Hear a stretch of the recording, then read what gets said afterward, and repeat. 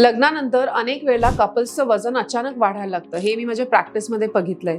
तर कारण हे असतं की शहरामध्ये राहणारे जे कपल्स आहेत ते दोघंही जॉब करत असतात. मग संध्याकाळी घरी आल्यावरती पुन्हा स्वयंपाक बनवायचं म्हणजे त्यांना खूप कंटाळा येतो आणि मग ऑर्डरिंग इन व्हायला लागतं. तेच जर तुम्हाला अवॉइड करायचं असेल, वजन वाढवायचं नसेल, तर असे 5 गोष्टी किंवा 5 आयटम्स मी तुम्हाला सांगते जे तुम्ही इझिली घरी बनवू शकता.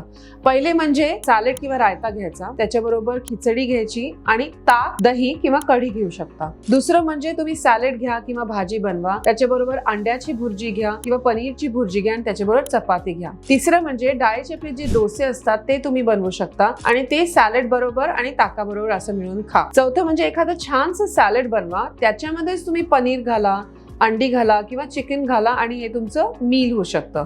फायनली तुम्ही 1 पॉट मील्स बनवू शकता, म्हणजे चिकन राईस झाला किंवा एग राईस झाला किंवा तुम्ही जर व्हेजिटेरियन असाल तर सोयाचे चंक्स घालून राईस बनवा, पनीर घालून पुलाव बनवा. हे बनवायला अगदी सोपं आहे आणि असं जर तुम्ही at least 5 times a week follow केलं तर तुमचं वजन पण वाढणार नाही आणि तुम्ही हेल्दी आणि ॲक्टिव्ह पण राहाल.